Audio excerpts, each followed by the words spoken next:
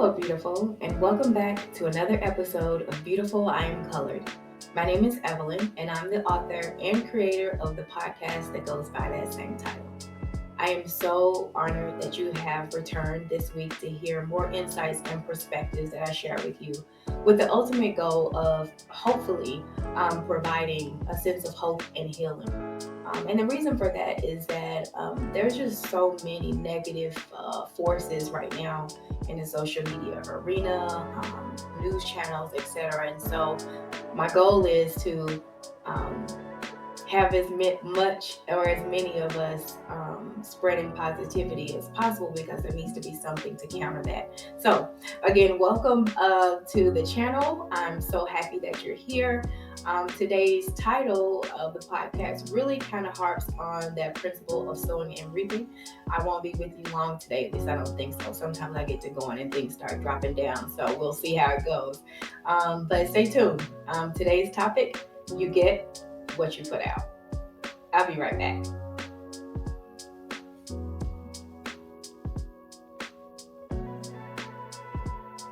Before I begin with today's topic, as always, we do like to share a moment of child.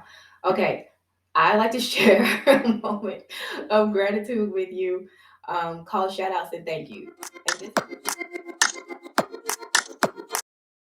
And this is just a moment where I share a person, place, thing, or idea that has been a positive influence in my life during the course of my week, or by the time you watch this, the previous week for me. And so this week, my shout out and thank you goes to two persons who are family members. My two cousins, Candace and Joy. We had a weekend family meetup for those of us who could in Texas. And it was so awesome to see family I haven't seen in so long in person. We've had Zoom calls like so many of us during the pandemic, but I had not, hugged or seen them like physically. So it was so awesome. And my two cousins, they hosted us. It was so much food, laughing, playing games. And it's just such a blessing to be around family in general. But you know how it is when you have family coming to town and you have to host that extra layer of whatever planning, making sure people are where they're supposed to be at and stuff like that. It does bring an extra level of responsibility. And so I just want to say thank you so much. I've already told them, of course, but I wanted to thank them on my platform for hosting our family this weekend. It was so awesome, which kind of really cascades into the topic for today, which I kind of alluded to in the intro, having to do with the principle of sowing and reaping, which if you have a Christian background or you went to Sunday school and things like that, or if you are more of the secular background where you believe in karma, what goes around comes around kind of thing, then that's the topic that I want to share with you today. And I was just thinking about how graciously like my cousins hosted the family over the weekend between their two residences. And I think when you have just such a giving heart and your intentions are to do it in love, that always comes back multiplied. And one of the things that sometimes I forget, to be honest with you, is when we're thinking about sowing seeds and what the principle is, I tend to think about, okay, if I put the seed in the ground, it's going to come back. But that's only partially true. And what pricked this for me was I was listening to one morning to one of my motivational speakers, and they were talking about this principle as well. I think it was Jim Rohn that I was listening to, but I could be mistaken. But the speaker pointed out that it's not just one seed that comes back when you sow it, right? It's multiplied, meaning whatever you give out, you're going to get that back. You know the multiplication, child. Two times two, three times two, whatever the case may be. And most times when it's taught in church, um, I would say that the emphasis has been on the good things, right? Just sowing the seed and, getting it back. It's usually taught in the form of like money. like tithes and offering time, right? And I can only speak from my experience, which is why I use a lot of church analogies because I have a very deep and heavy background in Christianity. So a lot of my examples are going to come from that. So I hope I don't lose people because I think the principle is the same, regardless of if you consider yourself to be a believer or not. The principle is universal. Universal. But one of the things I wanted to caution myself, as well as I share it with you today, is sowing those bad seeds. Okay, which is not talked about very often, right? We don't talk about the things, the little slick stuff that we do behind the scenes, talking about somebody behind their back. And I'm not talking about venting because there are times and places where you need a sacred person to go to just to get things out. That is not the context by which I'm talking about. I'm talking about straight up just gossip, just you and somebody business. You don't need to be in anybody business. And so you're sowing that seed, right? And so when it's your turn at bat and those seeds come back multiply, you're trying to figure out like who did it and what for when you're the actual cause of that. And so excuse me. So I just wanted to caution us, and I say us because I'm not excused from, sometimes crossing over into my emotions or my feelings and saying something because somebody did something or slighted me or whatever. But in those moments, I have to make sure that I catch myself pretty quickly because once it's out there, it's out there. Now, you may be thinking, well, Evelyn, truth is, yeah, I be going hard in the paint and I'm gonna come after you if I come after you. And, but I see what you're saying and that it's gonna come back on me. But once it's out there, you're saying it's out there. Correct. I had a question similar to this. So this was way, way, way back in the day, because y'all know I'm real transparent about how old I am. So I'm in my mid 40s. Way, way, way, way back when I was a teenager, I was going to Sunday school. So at Breath of Life, shout out to anybody from Breath of Life who's watching this. So Breath of Life Christian Center, Memphis, Tennessee, youth ministry. I don't remember the exact age, but this principle was being taught, and I think it was in the context of tithes and offering.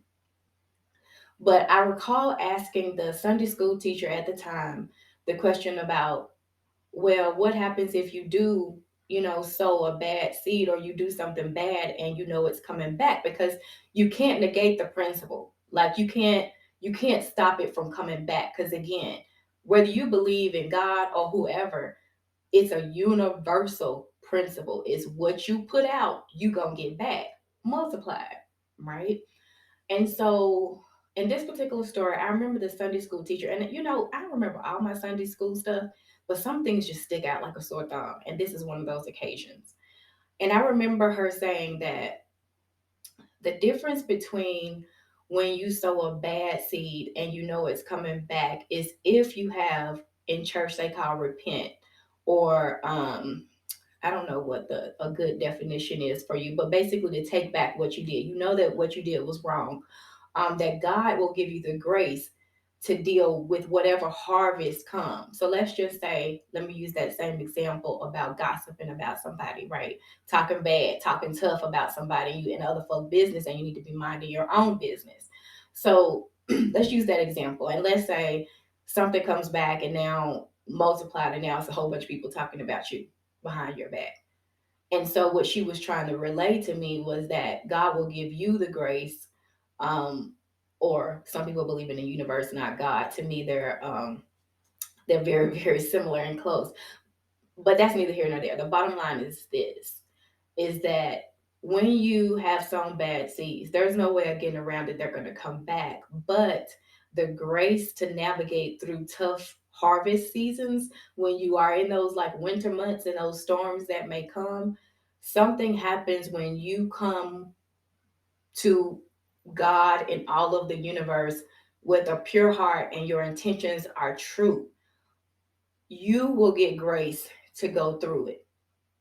And I want to be careful about how I say this because I know not everyone believes in God or believes in the higher force, but I can only share with you, and that's my promise to my audience, is that I can only share with you what has worked for me. I never talk about things that I haven't experienced myself. that is reserved for when I have guests on the show and they can talk about different perspectives. But for me, there hasn't been in my life so far a time where I was navigating a storm, or a rough season in life where I didn't get graced to do it. And so when I say grace, what I mean is you can be going through something very tumultuous, whether it's a bad breakup, whether it's a child that is acting a fool, or a young adult that's acting a fool, and the repercussions fall on you as the parent. There has not been one single time that I have not surrendered, if you will, and said, I don't know what is happening right now, but I just need grace to get through it. And yes, getting back to grace. So the peace that you get. So it's not like you're not impacted, like you faking or something like that. It's not like that. It's just that something.